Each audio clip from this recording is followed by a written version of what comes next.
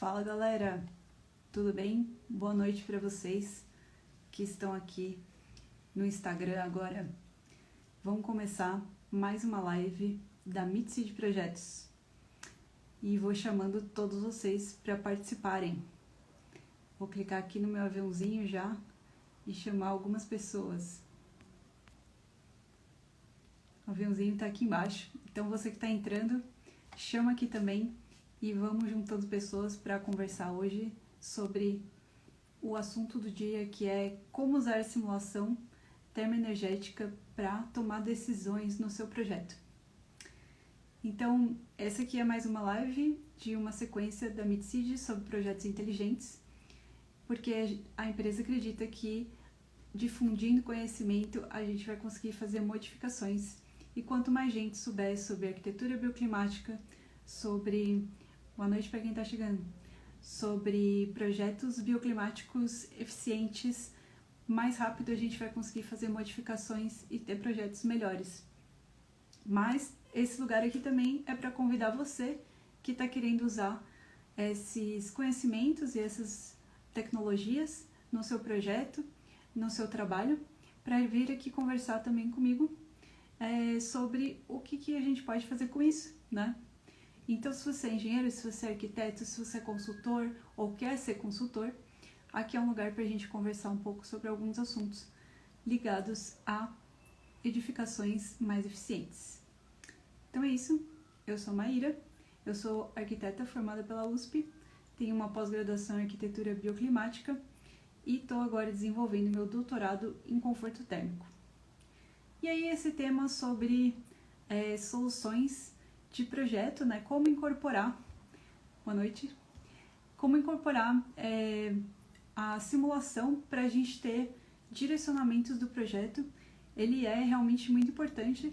Eu já comentei várias coisas nas outras lives que eu tenho feito. A gente está fazendo lives todos os dias às 6:30 da tarde e convido vocês para estarem aqui com a gente em todas elas. E aí eu fiquei reflexionando bastante, né? Que esse é um assunto recorrente, assim, é sobre o que a gente quer falar, como usar essas ferramentas, como aplicar elas.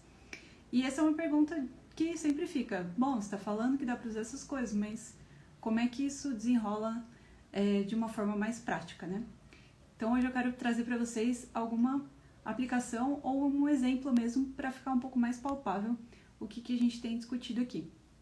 Mas antes disso, alguns recadinhos. Primeiro, chama os amigos, clica aqui no aviãozinho, compartilha com pessoas que você acha que vão ter interesse sobre esse assunto, ou pessoas que você acha que saibam um pouco sobre isso também, porque a gente quer chegar nessas pessoas e difundir mais esse conhecimento. Se você tem colegas de profissão que você queira discutir sobre essas coisas e ainda, né, trazer eles mais para perto, então clica aqui e chama também, que a gente vai assim fazendo uma rede de conexões. E a segunda coisa é o momento da foto. Todas as lives eu faço uma parada de foto e aí eu vou pedir para vocês esperarem esse momento para fazer um print e, se possível, compartilhem esse print com a hashtag Mitseed ao vivo para a gente poder disseminar mais essas informações e chamar as pessoas para os próximos eventos. Então é isso, se você tiver algum interesse algum conhecimento de interesse, algum assunto que você quer saber mais, ligado a projetos eficientes, inteligentes, simulação computacional, coloca aqui, comenta com a gente com certeza vai incorporar isso nas próximas lives. Então vamos lá, o assunto de hoje é aplicação. Como é que a gente vai usar isso, né? Eu já comentei um pouco sobre o que é a simulação, a gente vai tentar projetar o que aconteceria dentro da nossa construção e hoje eu vou tratar um pouco mais sobre como é que a gente vai aplicar isso, né? Então, o meu exemplo do dia vem a respeito de uma coisa que era uma inquietude minha, né? Uma história pessoal. Então, para mim me incomoda muito os projetos multiplicados de HIS, habitação social, pela cidade de São Paulo. São sempre aqueles predinhos em H, bem modelo, assim. E eu tinha uma referência na minha cabeça que o desempenho desses prédios não podia ser muito bom. Que era muito simples, as pessoas deveriam estar desconfortáveis dentro deles. Então, partindo desse ponto, eu me propus a analisar um prédio desse. Então, realmente, eu peguei um prédio que, na verdade, é um conjunto, né, que está construído ali perto do Itaquerão, em São Paulo. E é um conjunto de edifícios de 4 pavimentos que vão assim escalonados. A implantação é bem legal. Na época eu trabalhava no escritório de arquitetura que estava desenvolvendo e a gente fica replicando soluções e, né, eu sempre me indagava muito sobre qual que ia ser o desempenho realmente daquilo, qual que é a qualidade do espaço que a gente estava construindo. Tem várias outras coisas ligadas, né, nessas soluções utilizadas pelos escritórios e eu não vou dizer para vocês que elas são erradas ou nada disso, mas eu acho que é legal a gente ter uma crítica realmente sobre quais espaços que a gente está propondo e a qualidade desses ambientes. Então eu peguei um modelo desses, pedi autorização, lógico, para usar isso, e aí eu fui fazer uma análise linkada à simulação computacional, para saber realmente se a minha intuição estava sendo correta ou não, né? Então eu queria mostrar aqui um pouco para vocês hoje mais ou menos qual foi o meu raciocínio, né? As etapas de pensamento sobre o assunto. E aí compartilhar com vocês e ver o que vocês acham disso. Se vocês têm outras formas que vocês costumam fazer análises, se vocês acham que esses resultados são interessantes. Então é isso. Vou compartilhar aqui algumas imagens. Oi, Pri, tudo bom? Oi para todo mundo aí que tá entrando. Chame os coleguinhas aqui no aviãozinho e vamos discutir um pouco mais. Então eu vou começar apresentando para vocês a planta do projeto. Olha aí, essa planta aí, muita gente já viu em algum lugar. É uma planta básica em H, que é um edifício com 4 andares, então ele não tem elevador, com isso tem também uma redução de custo, né? E são 4 apartamentos totalmente espelhados, iguais, com um espaço mais ou menos mínimo. Se vocês olharem aí bem na fotinho, o mobiliário eu tinha colocado o mobiliário mínimo indicado na NBR 15575, que é a norma de desempenho de habitação. Então eu queria primeiro ver se pelo menos os móveis estão cabendo, né? Que às vezes tem também esse problema. Identifiquei alguns pontos ali que talvez, por exemplo, uma mesa de 4 lugares não caiba. Então isso também já é alguma coisa interessante, mas tem mais a ver com espaços mínimos e ergonomia também, né? Como é que a gente vai usar esses ambientes, como é que a gente vai se deslocar dentro deles. Ainda não chegamos em análise de simulação. Mas uma coisa muito importante aqui nessa planta, e que eu vou falar para você, se você põe isso no seu projeto, você tem que começar a olhar para esse elemento. Se você nem põe isso, não tem como você ver. É o norte. Cadê o norte da sua planta? Isso a gente ouvia muito na faculdade, e hoje eu acho que é ainda mais forte e importante. O norte está aqui, né, olhando pro lado de cá. Então eu já sei que o sol vai nascer do lado de cá e vai se pôr do lado de lá, certo? As janelas aqui estão orientadas mais num sentido leste-oeste.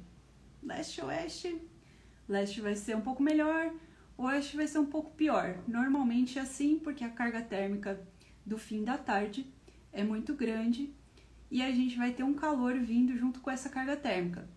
Então é um ponto para ter ciência, né? E acender uma luzinha assim já. Então dá para ver aí que os quartos estão nas pontas, as salas estão mais no meio. Isso é, as salas vão ter menos superfície de contato com o exterior, talvez elas fiquem com uma condição um pouco mais estável térmica, não vai ter tanta flutuação porque não tem tanta troca.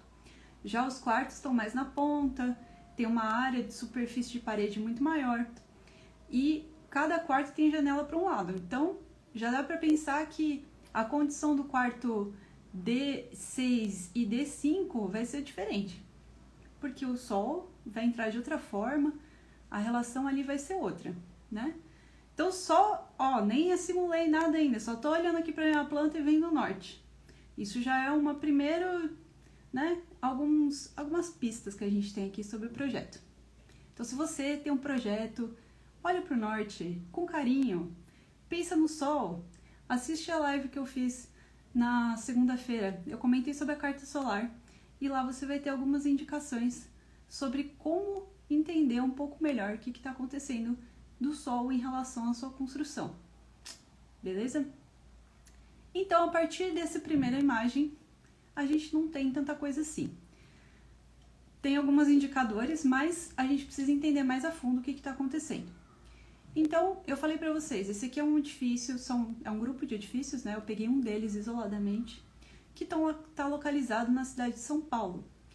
Então, para a gente entender qual que vai ser o desempenho ou não, eu fui por uma análise de conforto térmico como indicador de desempenho. Me explico. Quando a gente fala de conforto, a gente tem que perguntar para as pessoas o que elas estão sentindo. Eu posso usar modelos para prever, que é o que a gente usa, né? Modelos de predição do conforto térmico, mas realmente, se eu aplicar um modelo e perguntar para as pessoas o que elas estão sentindo, não vai dar exatamente a mesma coisa, né? Então, essa aqui é uma forma de pensar no desempenho a partir de um indicador de conforto, tá? E que método que eu apliquei aqui foi um método adaptativo, que considera que a gente tem ventilação natural rolando no apartamento, porque imagina que isso aqui é uma habitação social, não vai ter ar-condicionado, provavelmente, talvez no futuro todos tenhamos, infelizmente. Mas vamos tentar evitar. Vamos tentar fazer uma arquitetura que mantenha os espaços confortáveis sem precisar de sistemas ativos, sem esse consumo de energia.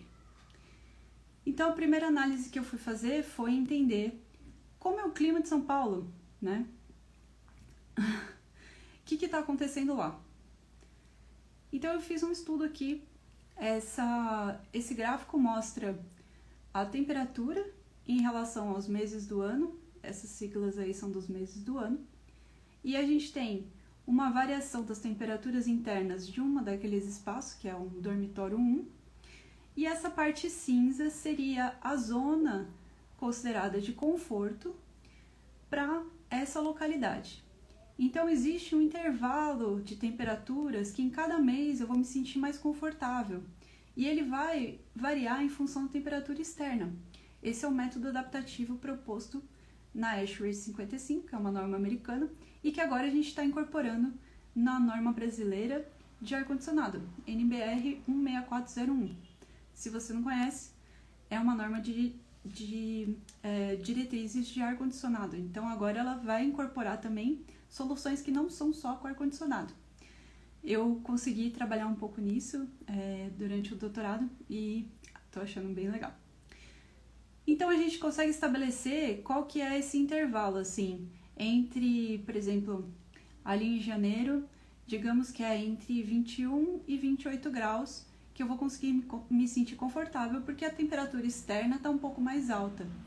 E, por exemplo, em junho e julho, esse valor cai um pouco, porque como lá fora está mais frio, o meu corpo vai se adaptar a essa temperatura. Então, quando eu entrar no espaço interno, eu vou estar com outra vestimenta, eu vou estar com outra expectativa sobre o espaço. E uma temperatura um pouco mais baixa, até abaixo de 20 graus, talvez não seja tão desconfortável assim, né? Se você sair de 14 graus lá fora e entrar no espaço que está a 20, você vai achar que está confortável, bem provavelmente. Então, tem essa variação anual que é bem legal a gente considerar e entender o que está acontecendo. E o que eu faço com essa zona de conforto, esses valores todos e tudo mais? A gente, no geral, calcula um percentual. Então, eu vou analisar assim, ó. Tem essas linhas azuis e tem essa faixa cinza. Quanto da linha azul está dentro da faixa cinza? Qual o percentual que está acontecendo?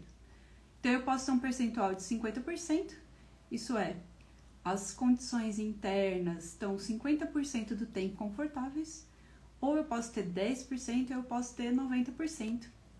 E a gente vai sempre tentar buscar alguma coisa que seja perto do 80%, pelo menos. Que isso quer dizer, 80% do tempo, você estaria numa temperatura que seria confortável para você. Parece bom, né?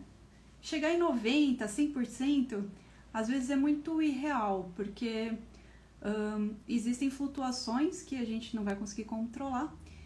E como eu comentei, as pessoas vão variar de uma pessoa para outra, então essa faixa de ajuste de 20%, ela é bem aceitável, tá? Só para vocês entenderem aí um pouco o contexto. Então a gente está aí com a nossa zona de conforto, olhando lá para aquela planta, a gente faz um modelinho, né?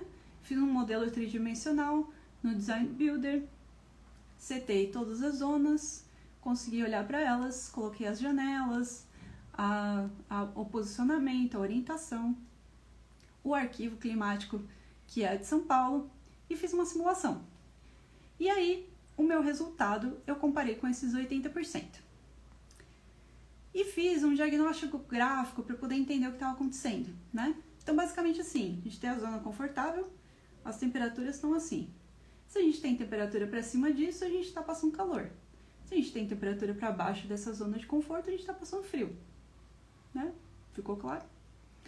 E aí eu fiz também uma outra análise, que é uma proposta europeia, porque agora eles estão tendo muitas ondas de calor, e eles estão começando a estudar o superaquecimento. O superaquecimento lá acontece muito quando eles têm esses picos de calor assim no meio do verão, que é um dia insuportável. Tem gente que morre, por exemplo, idosos, porque eles não têm um sistema corporal que se adapta.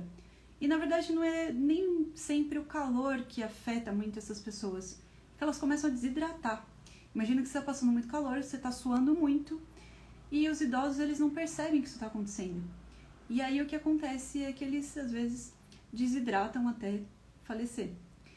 Mas aqui no Brasil a gente não tem essas ondas, né, constantes assim, ou sei lá, temporariamente acontecendo, mas a gente tem temperaturas muito altas em alguns lugares constantemente. Então eu apliquei esse método deles de pensar o que é o superaquecimento para o nosso contexto, para entender se eu passar temperaturas para cima dessa zona de conforto, quanto tempo eu posso passar? Se eu passar 1 hora no ano todo, dá para aguentar, né? Mas se eu passar 4 graus para cima todos os dias, aí não. Então, eles dão um parâmetro para a gente saber assim, o quanto eu posso passar acima, né, do que seria confortável e que ainda vai ser aceito pelas pessoas e não vai ter um problema de saúde, alguma coisa assim mais grave, né? Então, nessa plantinha aqui, eu fui marcando em vermelho os quartos que tinham maior percentual de desconforto por calor, isso é, temperaturas que estavam predominantemente acima dessa faixa de conforto. Em azul, os que estavam predominantemente abaixo da temperatura de conforto. E aqui não está marcado, mas o dormitório D4, que fica lá embaixo, e o D8, eles tinham, além disso, um superaquecimento. Então, acontecia temperaturas muito altas por um percentual alto do ano. Então, também era um problema crítico. E olha só, se vocês perceberem, o dormitório 4 tem frio e superaquecimento. E o dormitório 8, ele tem frio, calor, as duas coisas, não estava chegando perto dos 80%, período confortável. E além disso, tinha superaquecimento. Então, assim, se você fosse escolher um lugar para morar nesse prédio, não escolheria o D8 de jeito nenhum, né? Eu acho que eu escolheria ali o D3, que não tem nem vermelho nem azul.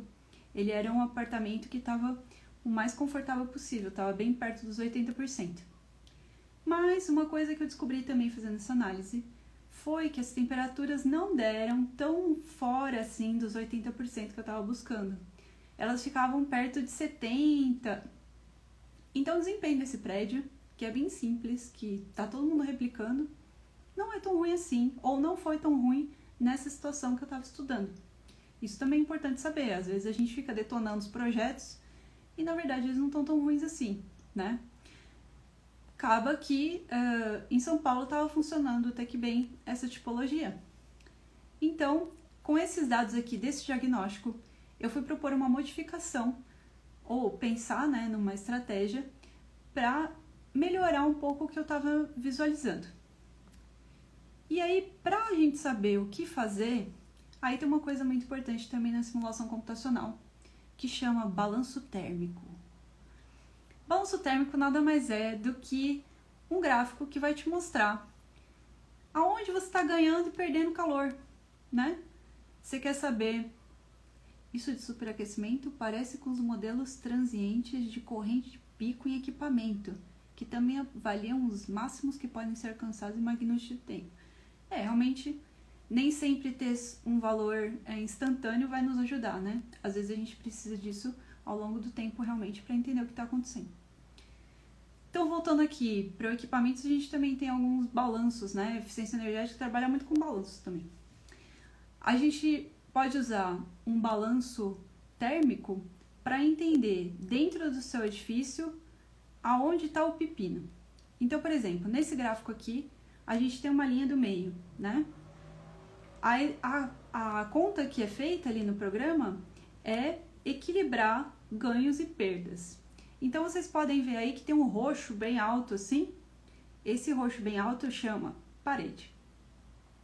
Um outro roxo ali menorzinho são paredes internas. E vocês podem ver que esse roxo mais claro, né, tipo magenta, ele tá para cima e para baixo. Então, tem ganhos e perdas nas paredes externas também, mas dá para ver que tá ganhando mais do que perdendo, né? E tem um verde ali, um verde limão assim. Esse verde limão é a ventilação natural. Então a gente está conseguindo perder bastante calor com a ventilação natural. E dá para identificar aqui que as paredes estão sendo importantes para a gente ganhar calor. Então, por exemplo, nos apartamentos que estão quentes, a gente pode olhar esse gráfico e falar, olha, talvez eu deva mudar o material dessa parede, talvez eu deva mudar a espessura dessa parede, talvez eu deva colocar algum sombreamento sobre a parede. Já pensou sobre isso? Não só as janelas podem ter sombreamento. Às vezes é legal a gente colocar alguma coisa que interfira sobre a radiação direta nas paredes também. Isso é uma possibilidade. E o que mais que a gente pode ver? Esse gráfico ele vai mostrar os fluxos sobre os materiais opacos. Mas também é muito importante considerar as janelas. Então, essa aqui é uma análise mais sobre a radiação, né? Ali era mais sobre condução. Então, como é que está sendo absorvida a radiação? Tem aí um ponto muito importante, que é esse amarelo gritante, que chama janelas. E as janelas não vão ter uma transmissão de calor e de frio tão grande pela condução, porque a condução é quando você está em contato com alguma coisa. Elas estão em contato com o ar. Então, essa troca não é tão marcante assim no que acontece dentro da sua construção. Agora, a radiação, ela passa direto pela janela e não sai mais. A gente tem um efeito estufa gerado por essa janela. Então, é muito importante ver isso aqui e já acender aquela luzinha assim, nesse dormitório aqui que eu tô vendo esse gráfico, tem muita radiação entrando pela janela. Se a gente tiver um problema de calor, esse é um ponto que eu preciso olhar também. Então, olhando para esses gráficos, eu vi que as aberturas eram um ponto importante e resolvi começar a fazer uma proposição a partir daí. Então, juntando dormitórios que tivessem com calor, uma fonte que a gente consegue identificar aqui pelo balanço, que é a radiação entrando pelas aberturas, eu fui fazer um estudo sobre proteções solares. As proteções solares nada mais são do que uma barreira para a entrada dessa radiação. Então vocês vão ver ali bem no canto, na parte de cima, uma cartinha solar. Se você não sabe o que é carta solar, assista a live da segunda-feira, que está aqui disponível no IGVT, em que eu apresentei como a gente vai ler isso. Essa carta solar é uma representação da abóbora celeste e do caminho do Sol. E aquele desenho vermelho ali seria um mapeamento das temperaturas altas durante o ano e que a gente precisa proteger para que não entre na nossa construção. Isso aí é só de metade do ano, seria de dezembro, 22 de dezembro até 22 de junho, que seria um período mais crítico em relação às altas temperaturas. Então, pegando essa carta solar com esse mapeamento de temperaturas, eu comecei a pensar em algumas proteções, que a gente chama também de brise, que é um nome que vem da França, brise soleil, mas são obstruções que você vai pôr em volta da sua janela. No caso, são esses elementos roxinhos que estão ali. As minhas janelas são duas janelas que eram compostas de 3 folhas, só abre metade. Então eu vou ter sempre metade sombreada, né? 1,20 por 1,20, bem padrão assim. E aí eu comecei a pensar em pôr um elemento em cima, alguns elementos do lado e fazer alguns reposicionamentos de janela também em lugares em que estava muito frio, pôr a janela mais para o norte, para ela receber mais sol no inverno. Isso a gente consegue ver também na carta solar, que é uma estratégia interessante. Ou os lugares que estão mais quentes e tem janela para o oeste, tirar essa janela do oeste, colocar ela mais para o norte, com um elemento de sombreamento, que é mais fácil de fazer uma proteção. E com isso ir jogando com proteções e reposicionamentos de janela para a gente ter uma condição melhor no prédio. Aí eu refiz aquela análise lá, simulei novamente, peguei as temperaturas internas e vamos ver o que deu, né? O que aconteceu foi que, lembra que eu tinha 2 ambientes com superaquecimento, o D8 e o D4. O superaquecimento desapareceu. Eu pus até mais janelas nesses lugares para... eu coloquei ali a instalação de uma janela igual à atual, então tinha janela numa fachada, eu pus janela na outra também. Isso gera uma melhor circulação de ar, mas também um recebimento de calor diferente, né?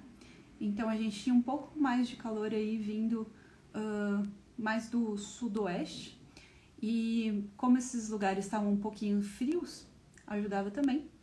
Mas o superaquecimento desapareceu por causa da proteção. Então você tem que pensar nas duas coisas ao mesmo tempo. Vou abrir um pouco, mas também vou proteger de um jeito que no verão não fique ruim. E todos os apartamentos, ou dormitórios, na verdade, sumiram um pouco de conforto, né? Mas ainda assim, eu não estava chegando no 80% em todos os lugares.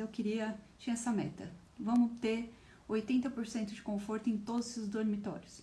Alguns estavam com um pouquinho de frio, apesar de eu ter resolvido o calor. E aí eu fui pensar um pouco o que fazer. Voltei lá no meu balanço térmico, vi a questão das paredes, né? Ainda não lidei com as paredes.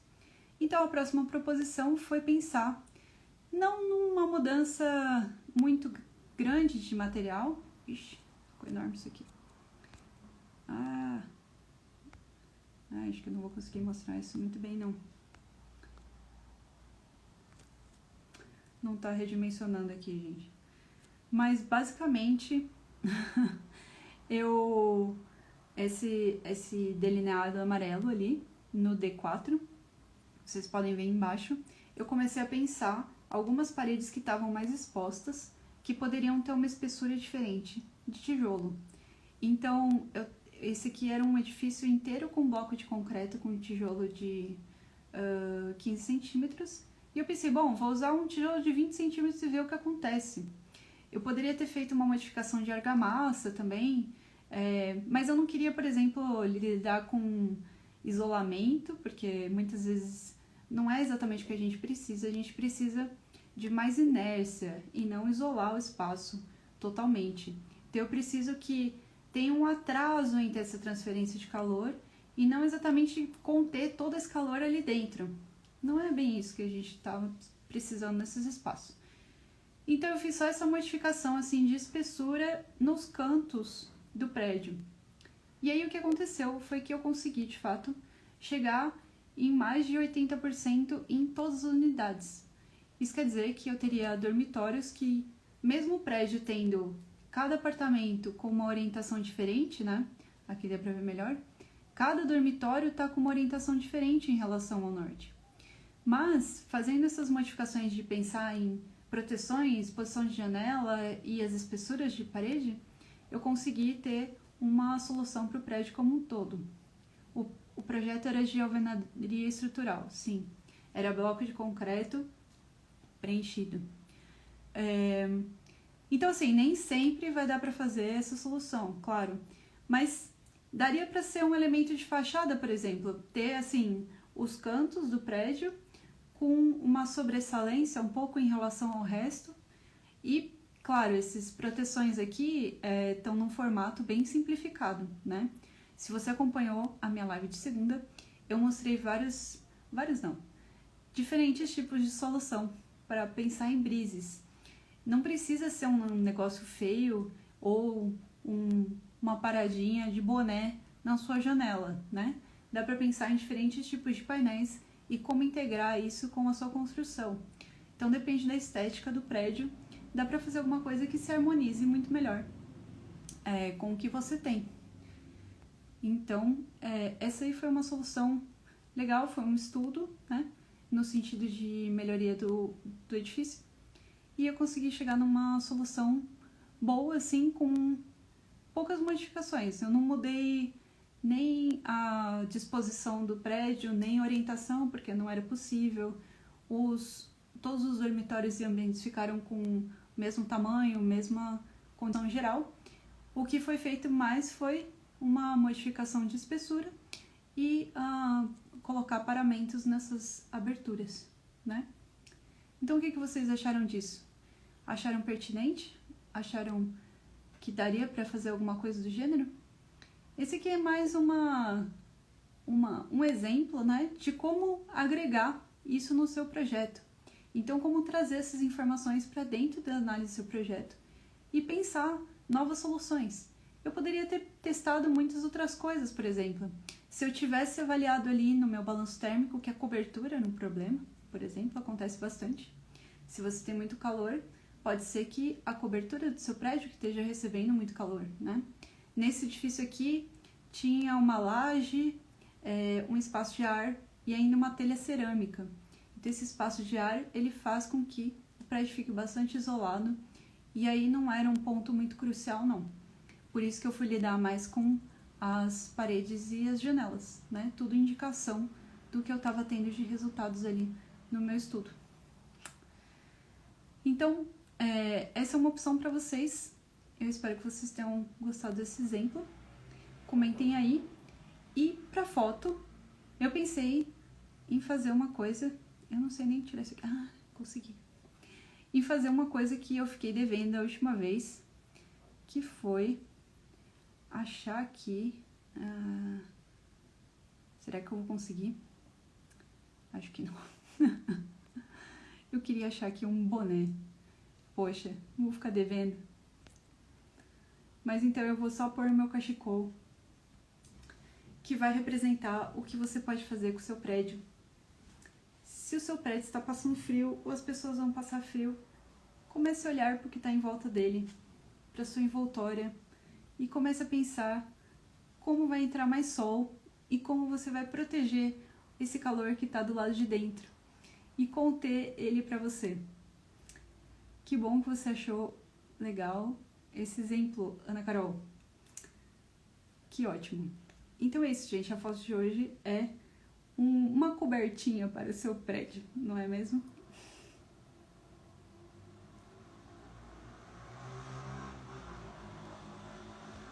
É isso. Se vocês puderem terem dado um print nessa foto, espero não ter sido muito rápido, mas compartilhem com a hashtag MedCid ao vivo e não percam as próximas lives.